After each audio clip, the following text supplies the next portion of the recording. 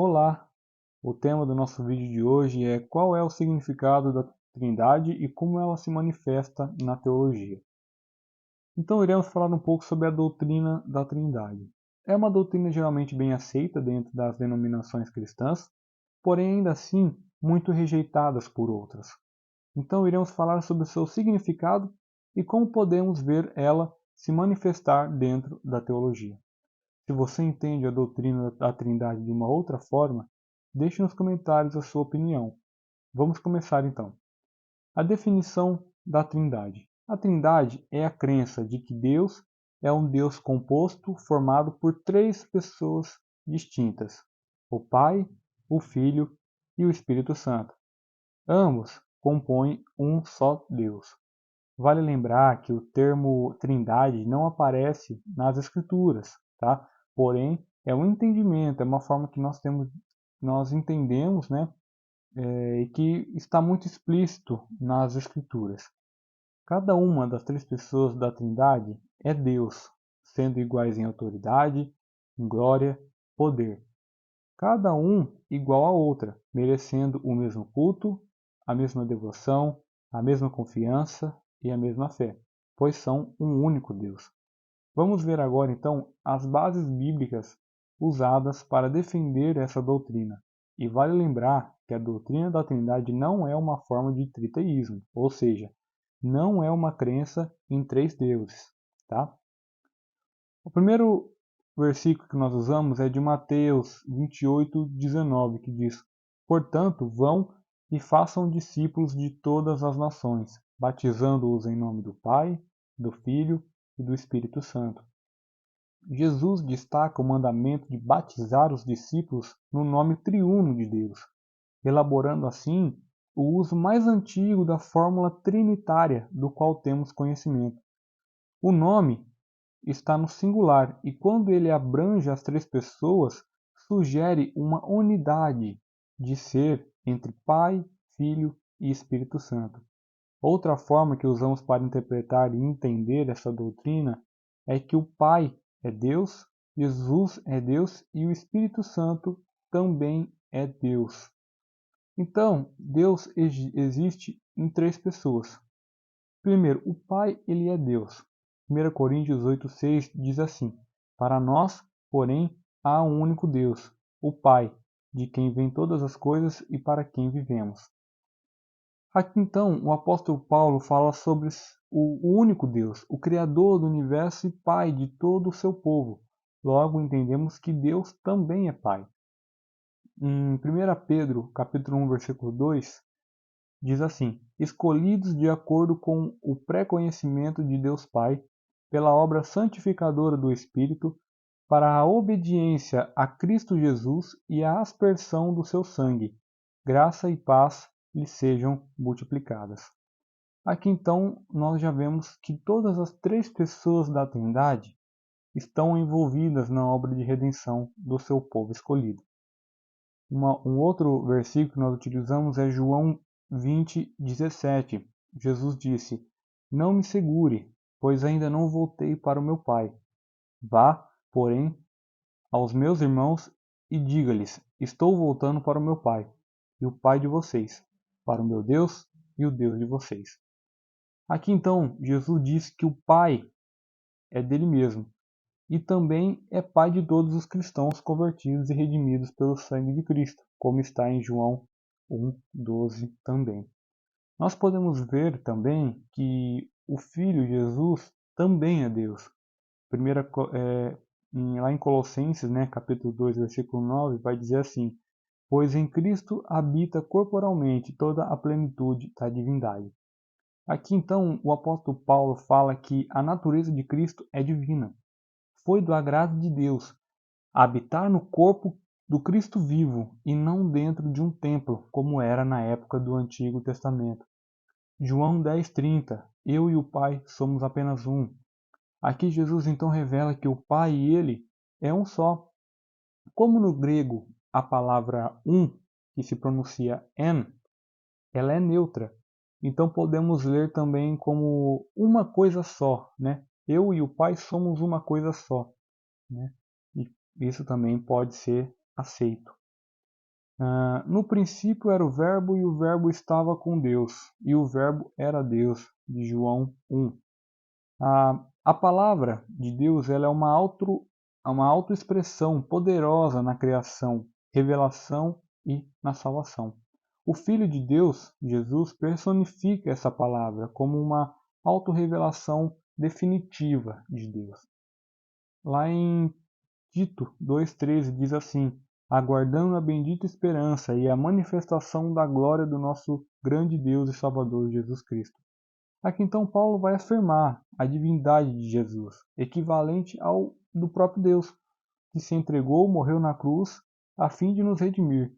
Isso significa a libertação de uma vida de maldade.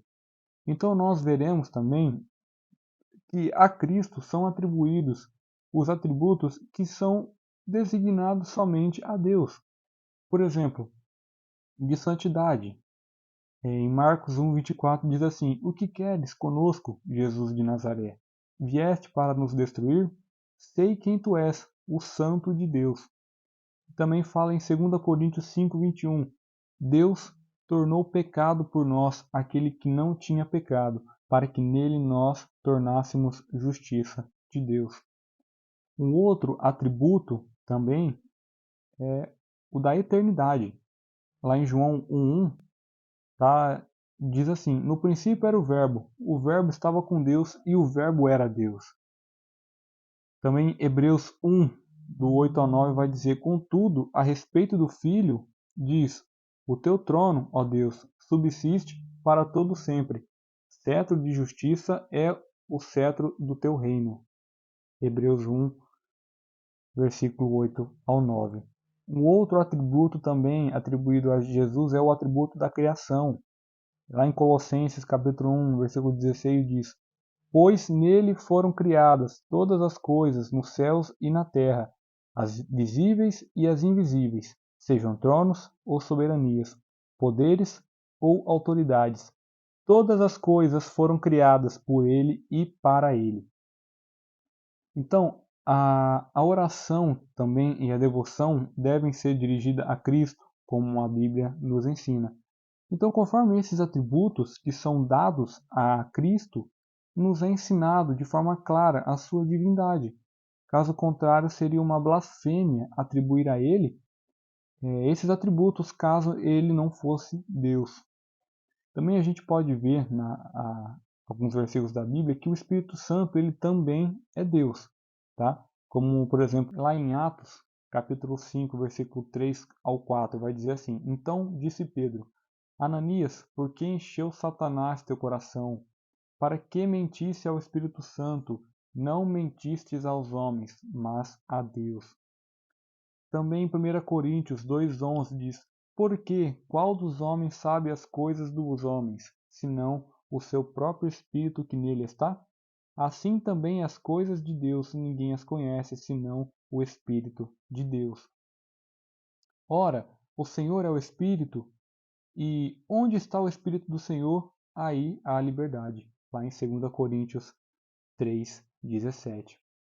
Também, Mateus 28, diz: ide, portanto, fazer discípulos de todas as nações, batizando-os em nome do Pai, do Filho e do Espírito Santo.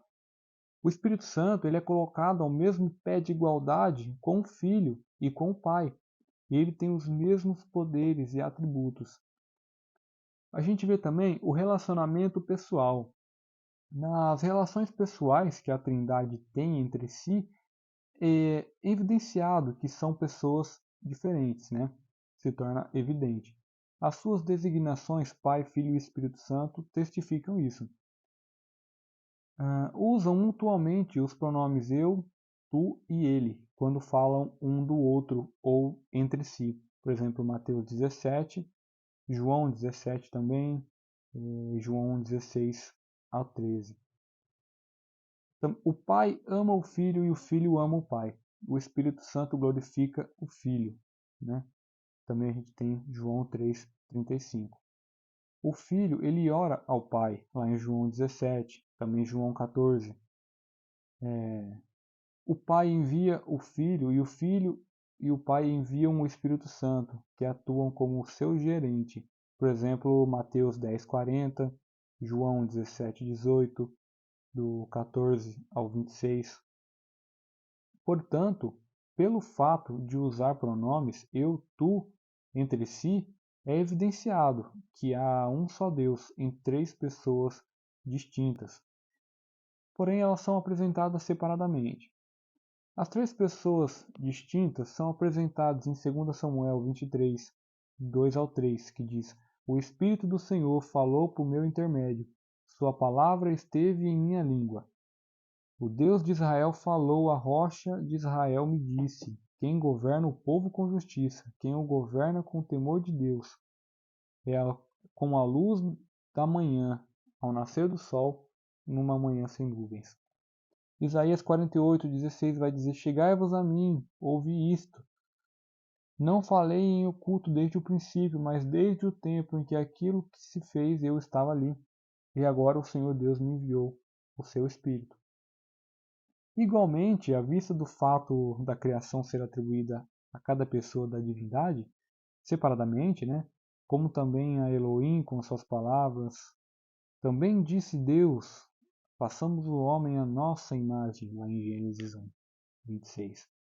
Também temos forte convicção da mesma verdade no plural de Eclesiastes 2:1, que diz: Lembra-te dos teus criadores nos dias da tua mocidade.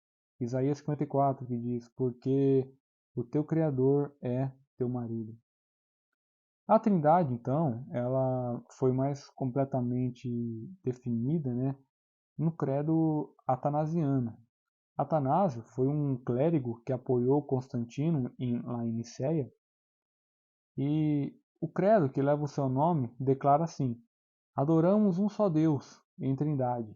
O Pai é Deus, o Filho é Deus, o Espírito Santo é Deus, e, no entanto, não são três deuses, mas um só Deus. Apesar de alguns estudiosos concordarem de que não foi Atanásio quem elaborou esse credo, o desenvolvimento histórico da doutrina da Trindade no cristianismo foi um processo complexo que se estendeu por vários séculos e envolveu então debates teológicos intensos, concílios ecumênicos e a formulação de credos fundamentais.